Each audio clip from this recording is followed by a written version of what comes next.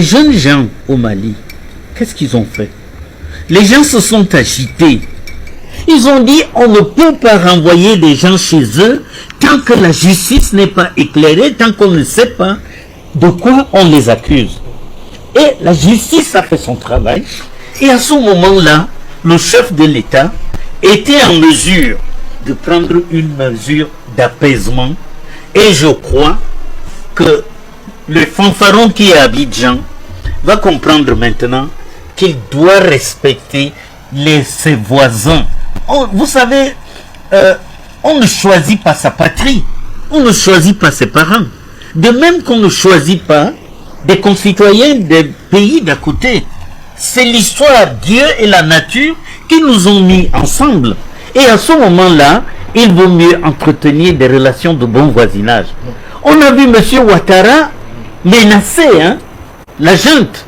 On a vu M. Ouattara rigoler de la junte. Et voilà que ces jeunes gens-là ont agi avec modération, avec expérience, avec savoir-faire. Et aujourd'hui, eh bien, il a fait un geste d'apaisement. J'espère que le colonel Assimi Goïta a ainsi donné une leçon à quelques-uns, dont M. Ouattara et quelques autres qui lui ressemblent comme des gouttes d'eau. Il a donné une leçon et qu'à l'avenir, l'Afrique va désormais régler ses problèmes, non pas par l'invective, non pas par l'insulte. On a vu les Ivoiriens, je veux dire les responsables ivoiriens, traiter les responsables maliens vraiment comme si ce n'étaient pas des responsables d'un État voisin. Eh bien, en réponse, le colonel Assimi Goïta a agi avec sagesse et j'espère qu'entre les deux pays désormais va régner la paix et l'entente cordiale. Vous voyez comment les choses se sont emmenées quand un pays est géré par des gens sérieux, intelligents et sérieux. Quand un pouvoir est sérieux, il se préoccupe d'abord de ses propres intérêts. Et nous avons beaucoup de pouvoir en Afrique où des gens sont au pouvoir juste comme des paravents, comme des paillassons, comme des garçons de course, mais jouent sur les intérêts extérieurs. C'est ce que moi j'ai appelé des rigolos au pouvoir. Et moi j'avais dit ici qu'il faut souhaiter tout à un pays. Tout. C'est-à-dire qu'il faut souhaiter tout le malheur à un pays, sauf qu'un rigolo arrive à la tête du pouvoir de ce pays. J'ai dit il faut tout souhaiter un pays, sauf ça. Et moi je l'avais dit ici. Je vais expliquer pourquoi je trouve cette décision sérieuse. J'avoue que je ne peux pas la comprendre sur tous ces aspects. Je ne suis pas le pouvoir au Mali. Je suis particulièrement convaincu que le président Goïta a écouté. Il a écouté, il a réfléchi, ils se sont concertés. Peut-être a-t-il même pris des conseils chez des gens qui sont de véritables amis du Mali. Je rappelle qu'un pays comme le Cameroun est un pays ami du Mali. Au-delà d'une forte communauté malienne au Cameroun, c'est en 1962 que le président Ahidjo décide qu'il n'y ait pas de visa entre les deux pays. Parce que son père à lui venait du Mali. Mais on n'a pas honte de dire que le premier président du Cameroun, son père venait du Mali. Donc avec Modibo Keïta, c'est le premier acteur politique fort que pose le président Ahidjo. 1962. De dire que quand Malien là veut venir au Cameroun, il rentre dans l'avion, il vient. Quand Camerounais veut aller au Mali, il rentre dans l'avion, il va. Donc nous sommes un vieux pays ami du Mali. Deuxième des choses, ça démontre que quand on veut en Afrique, on peut. Mais ce problème a permis de mettre en lumière un certain nombre de choses. La première des choses, ce problème a permis de mettre à nu ce qu'on appelle les missions onusiennes en Afrique et de poser le véritable débat des missions onusiennes en Afrique. Personne ne l'avait fait de cette façon. Et quand vous étudiez le problème malien, chaque fois que vous étudiez le problème malien, il faut le mettre en perspective avec la crise ivoirienne. Et moi, j'ai toujours dit aux Africains d'étudier la crise ivoirienne dans tous ses aspects. Vous allez comprendre tous les problèmes d'ordre politique et géopolitique qui se posent en Afrique. Je dis la crise ivoirienne. commence avec l'arrivée de M. Ouattara comme Premier ministre en Côte d'Ivoire, qui s'enchaîne avec le départ de M. Bédié du pouvoir, l'arrivée du président Gbagbo et la rébellion. Quand vous avez étudié sur le plan politique, sur le plan diplomatique, sur le plan de cette crise-là, vous comprenez toutes les problématiques africaines. Et le président Goïta, dans la gestion de cette affaire, met place au cœur. Or, que constatons-nous? Nous constatons que nous avons des missions onusiennes en Afrique qui engagent un certain nombre d'hommes, de moyens militaires et de moyens financiers. Mais l'insécurité va de façon croissante. RDC, 1 milliard de dollars chaque année. 20 000 hommes, y compris personnel militaire fonctionnaire. Mission onusienne au Mali, avant l'arrivée de M. Goïta. Les IBK sont passés à la présidence, mais disons, regardez la situation du Mali. Et allez étudier dans la présence de la mission onusienne dans la crise ivoirienne. Force impartiale, c'est devenu soutien logistique de la rébellion, ravitaillement de la rébellion, mobilisation de la rébellion, au point de chercher un nouvel allié, le 43e Birma de France, qui a réussi à aller prendre au Conseil de sécurité un statut de mission onusienne. Donc, il y avait les rebelles de M. Soro, la mission onusienne, le 43e Birma français, contre un pouvoir légitime et légal. Voilà ce que le président Goïta a d'abord mis en exergue sur la question du mercenariat ivoirien. Première des choses.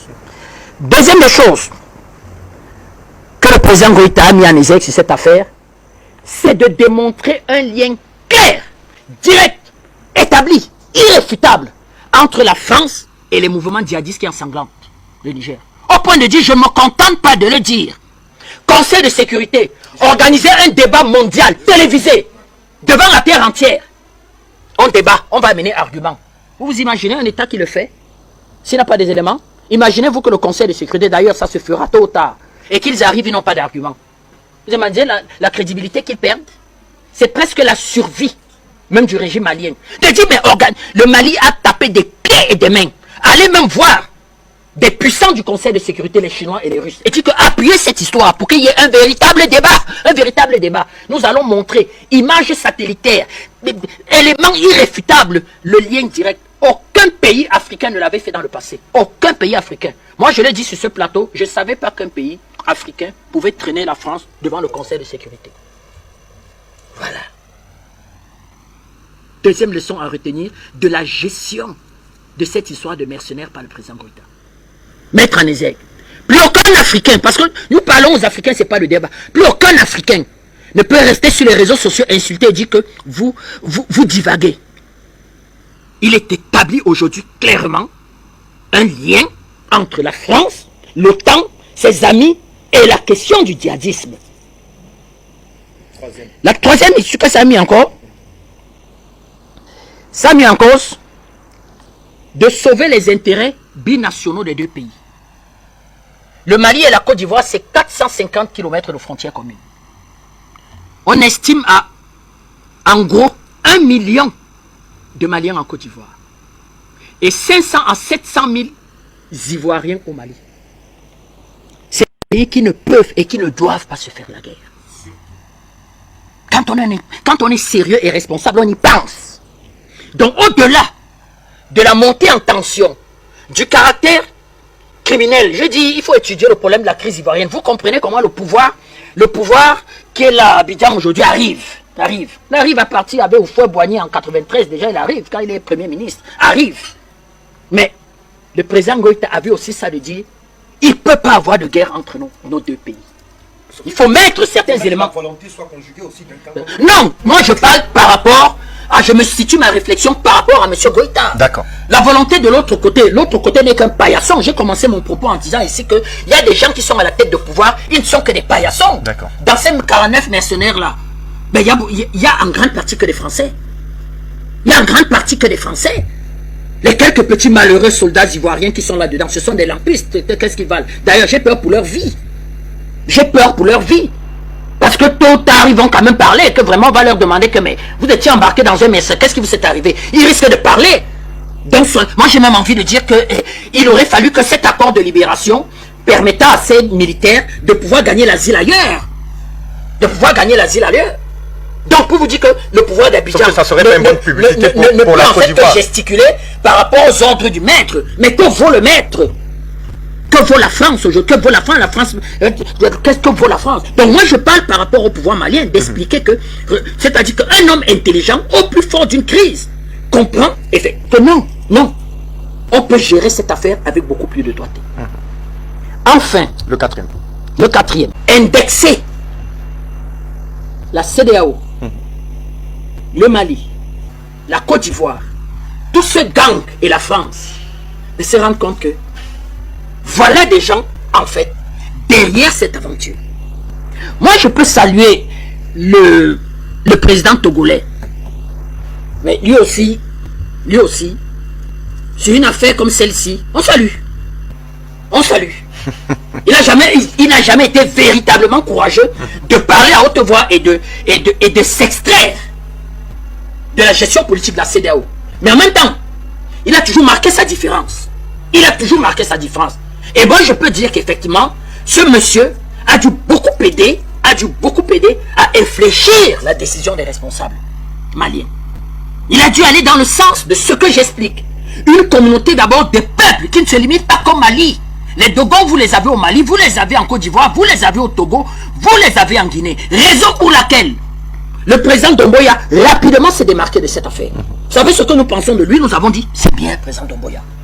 Lui, il a marqué son opposition à une politique d'embargo et de détruire le Mali, de destruction du Mali. Lui, il a marqué totalement son opposition et dit que nous sommes un même peuple. Et d'ailleurs, je vais rendre visite à mon frère. Il est arrivé à Bamako, il a été accueilli à Bamako, bien accueilli à Bamako, et ils ont conforté en quelque sorte cette alliance. Donc voilà comment la gestion par une affaire comme celle du président Goïta, la libération n'est pas importante. À partir du moment où nous, peuple africain, nous savons aujourd'hui que combattre le djihadisme dans le Sahel, c'est combattre l'OTAN. Ah ben, il faut donc s'en donner les moyens. Il faut même d'abord se donner, même les moyens spirituels pour ceux qui croient en Dieu. Se donner les moyens spirituels, se donner une véritable volonté et négocier un bon partenariat stratégique. Et d'expliquer à d'autres qui ne veulent pas s'inscrire dans cette mouvance-là que mais il ne s'agissait pas de détruire le Mali, il s'agissait de détruire toute la CEDEAO. Et la France en était même déjà partie à un sous-découpage de la CEDEAO qu'elle devait contrôler, le G5 Sahel. Le G5 Sahel. 7 millions de kilomètres carrés. Donc la France en était à dire à cette dit que ce gibier, si moi la France vraiment, je suis trop maigre pour ça. Donc moi je veux rapidement faire un sous-découpage dans cette affaire et arracher une idée qui n'était pas mauvaise. Une idée qui n'était pas dans le fond mauvaise, de se mettre ensemble pour voir comment on peut générer, on peut fédérer nos forces pour lutter contre le djihadisme. Récupérer cette affaire et en regardant les intérêts stratégiques du sol. Donc voilà ce que moi je retiens de la gestion de cette affaire qui a véritablement mis en exergue et qui permet aujourd'hui de dire que ouais, les lampistes, les condamnations ont été édictées, donc on ne peut pas dire qu'ils étaient dans une mission onusienne, ils étaient dans une mission de mercenariat. Ça doit donc appeler tous ceux qui sont et qui sur leur sol ont des missions onusiennes de questionner les missions onusiennes. Je chute. En juin, on va discuter au Conseil de sécurité la prolongation ou non de la présence de la MINUSMA. Nous sommes en janvier, dans 5 mois. Ça nous permet aussi d'avoir suffisamment d'argumentaires pour aller au Conseil de sécurité à côté de nos frères maliens et de dire à la MINUSMA bye bye. Qui pourra comprendre encore une prolongation de la MINUSMA au Mali? Qui pourra le comprendre? Guterres, c'est un bandit. Il vous impressionne parce qu'il est secrétaire général de l'ONU? C'est comme celui de l'OMS. C'était quoi? C'est un bandit. Qui est M. Guterres? C'est un bandit. Qui était M. Choi? Un bandit. Qui était M. Ban Ki-moon? Un bandit. Mais quand je dis d'étudier la crise ivoirienne, qui a muté en quelque sorte les forces impartiales en force d'appui à la rébellion, qui soi-disant a certifié les résultats. On certifie les résultats d'un pays souverain alors que ce pays est un conseil constitutionnel. Le seul pays au monde où le conseil constitutionnel a prononcé 2 décisions contradictoires sur mon problème. C'est sérieux? Le seul pays au monde, c'est chez Africain. Le conseil constitutionnel a dit que X a gagné l'élection, Y a gagné l'élection. C'est sérieux? Qui était à la manœuvre? Vous parlez d'un bandit, M. Guterres, c'est qui? C'est M. Guterres le patron. C'est M. Guterres qui amène cette opération. D'ailleurs, on peut se poser la question de quoi je me mêle. Il aurait justement demandé même au Mali de mener une véritable enquête pour se rendre compte que ces missions onusiennes sont dévoyées. S'il était sérieux, il aurait dit, mais président Goïta, menez-moi une véritable enquête et faites-moi remonter un certain nombre d'informations. Je rappelle qu'en ce moment, le Mali est toujours dans une bataille diplomatique pour qu'il y ait le débat face à face, français contre malien, au sujet du soutien français des groupes djihadistes. Oui, donc M. Guterres, pour user de son influence, et dit que mettons ce débat sur la table. C'est un bandit. Vous demandez à Afrique Média de venir commenter. C'est un bandit, c'est le chef des mercenaires.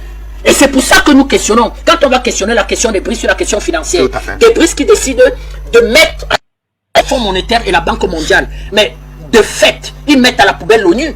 Parce que comment vous pouvez avoir une nouvelle vision financière du monde et ne pas avoir pour vous une nouvelle vision, comment je vais dire que, de droit international qui va régir ce nouveau monde que vous voulez. Comment vous voulez ne pas le voir? Donc de fait, l'ONU ne va plus exister et nous le disons depuis.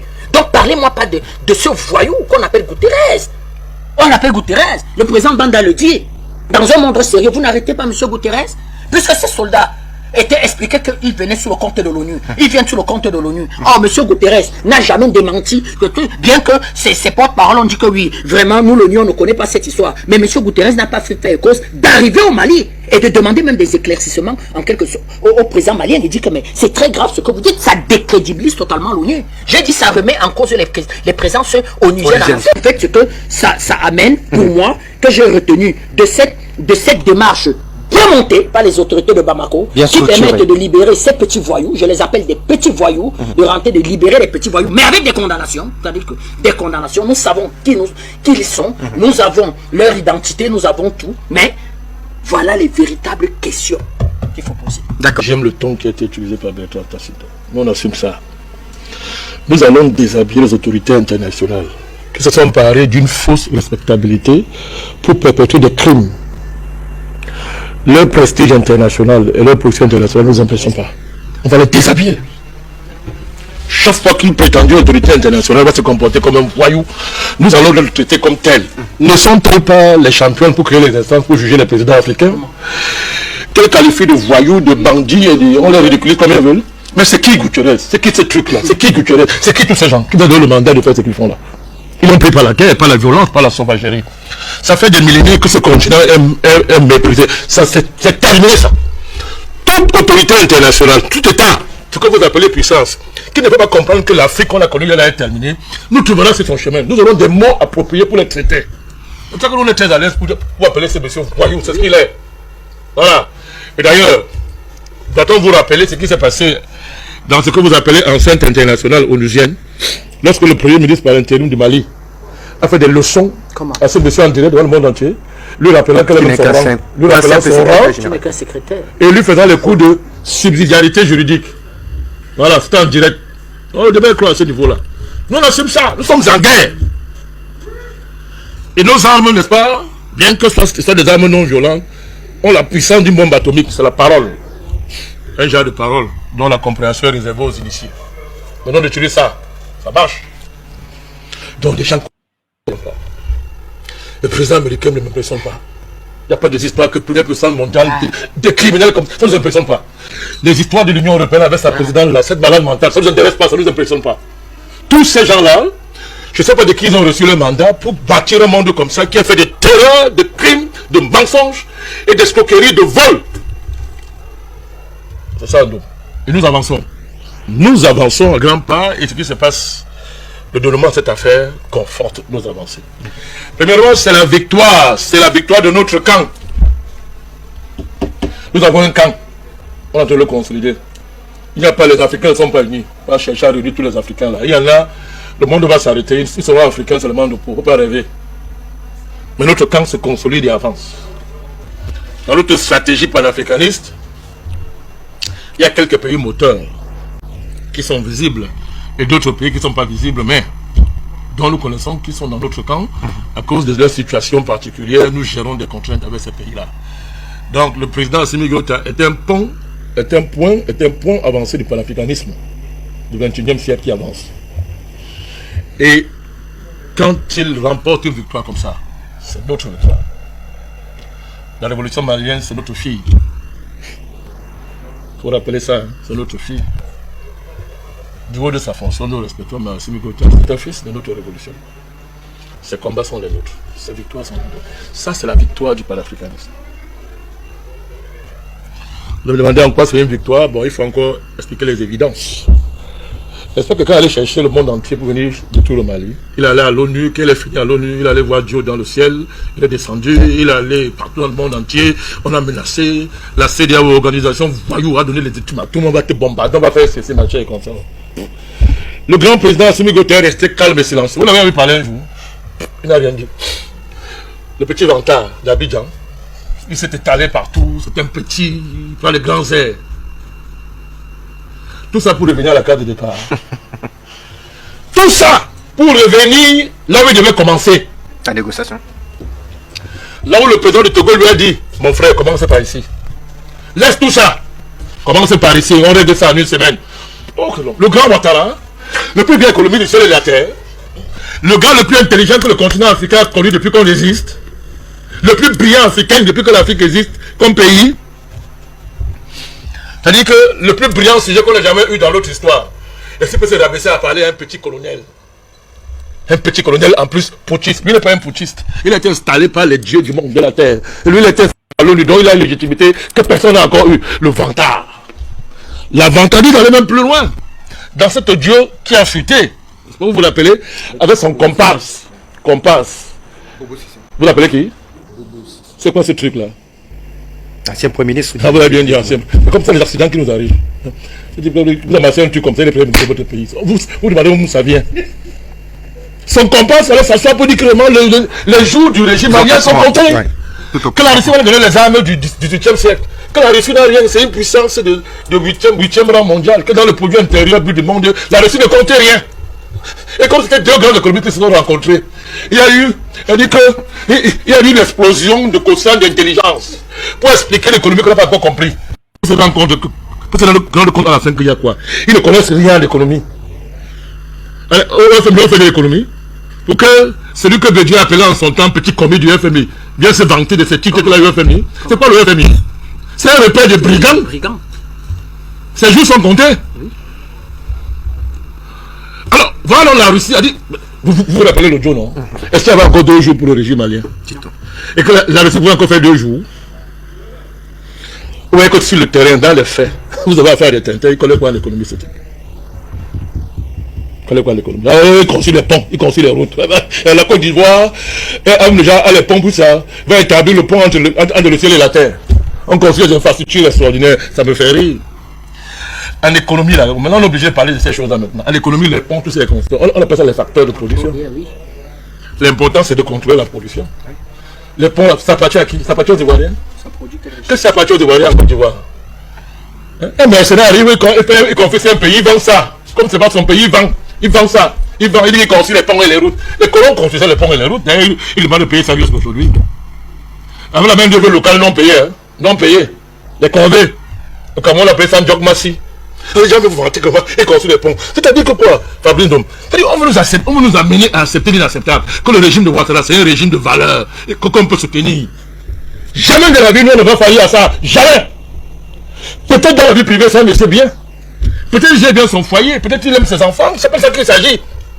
Mais ce que Ouattara a incarné en termes de pouvoir et de politique, jamais, nous allons accepter ça ici. C'est de l'abjection absolue. Et ça vient encore de se manifester. Qu'il ne faut pas compter sur ce monsieur, sur les sujets sérieux de ce continent. C'est quoi les affaires des soldats? Vous n'appelez pas soldats? Ce sont des mercenaires, ce sont des légionnaires français pour la plupart. On a maquillé leur identité, monsieur. Donc tout ça, c'est que M. Ouattara, tout ce qu'il fait là, il est en train de vouloir sauver le petit garçon de l'Élysée. Il fallait le blanchir à tout prix. Il fallait sauver l'ONU. Organisation criminelle dont les crimes ininterrompus sur le continent posent un problème sérieux sur la capacité de l'Afrique, en particulier et du monde, à poser les actes de justice et à revendiquer la justice. L'ONU doit être jugée dans un monde sérieux, juge l'ONU pour les crimes ininterrompus qu'elle met en œuvre en Afrique sur ce continent. Alors venez nous demander de respecter l'ONU. On s'en fout de ça. Voilà, il n'y a pas de respect à accorder à l'ONU. Au regard de ses actes, on vous a cité, non? La litanie de ses crimes, c'est qu'elle fait partout où elle passe. Partout où elle passe. Dans ce dossier, une fois de plus, est emblématique de l'état de relations internationales, où les crimes sont déguisés sur le magistère de la respectabilité diplomatique. Vous attrapez un voleur de viande, sa main dans la marmite, vous dites non, le secrétaire général de l'ONU, c'est pas un voleur de viande. Monsieur, c'est un voleur de viande, on l'a pris en flagrant délit, c'est un voleur de viande, il vole la viande. On a tué le sous-préfet d'Abidjan en train de vouloir renverser un État pour le compte de Paris. Non, vraiment, les relations des États, il faut le respecter. Mais ça, c'est le brigandage, c'est le mercenariat de bas niveau, on t'a attrapé la main dans le sac. C'est de cela qu'il s'agit. Vous voulez maquiller quoi? Ils se sont agités. Fabrice Ndoum, le temps a changé. C'est fini. Le président malien, serein et calme, déterminé, les a dit, vous perdez le temps. Les temps ont changé, ça passera par ici. L'ONU, c'est quoi? Tu parles de quoi? Vous allez vous plier à nos exigences. Aucune intimidation ne passera. Le président malien vient encore de nous faire un don de dignité. On est content. L'Afrique digne est content. L'Afrique de la fierté est content. Même ceux qui sont silencieux à cause de leur fonction dans leur chambre sont contents de voir que voilà un jeune qui nous fait de la dignité. C'est de cela qu'il s'agit. C'est une victoire. Vous avez passé le temps à dire c'est la junte. Ils ne sont pas légitimes. Vous dites alors avec qui? Vous parlez avec la junte? Parce que le régime de Côte d'Ivoire est le plus démocratique du ciel et de la terre. Voilà. Il est reconnu par la communauté internationale intergalactique. Bon, vous parlez alors avec qui? Vous parlez avec qui? Donc malgré vous, vous venez de reconnaître que ce régime-là est légitime. Ce n'est plus une junte. Vous n'avez plus le droit d'utiliser le mot junte. Vous pouvez même plus le faire. Parce que vous avez été obligé de vous plier aux exigences de la junte. Vous avez reconnu que la junte, ce n'est pas une junte. Ce n'est pas une junte. C'est ce que ça veut dire. Donc le pouvoir de Bamako a gagné en légitimité sous-régionale et internationale. Il ne la manquait pas. Non, parce que c'est terminé ça. Mais ils ont été obligés. Ils ont avalé leur langue. Ils ont craché en l'air. Ils sont retombés sur le nez. C'est ce que ça veut dire. Nous sommes là pour dévoiler les secrets de Paris. Tu te caches, on va te traquer, on te sort. Cache-toi comme tu veux. Tu te caches derrière le président fort pour négocier. Tu as plusieurs fois au feu. Parce que tu sais bien que les mercenaires là sont des légionnaires. On connaît tout ça. Mais nous on le sait, on le dit à mon dos, on sait ça. Ça n'enlève rien à l'action du président Faure Yadema que nous saluons.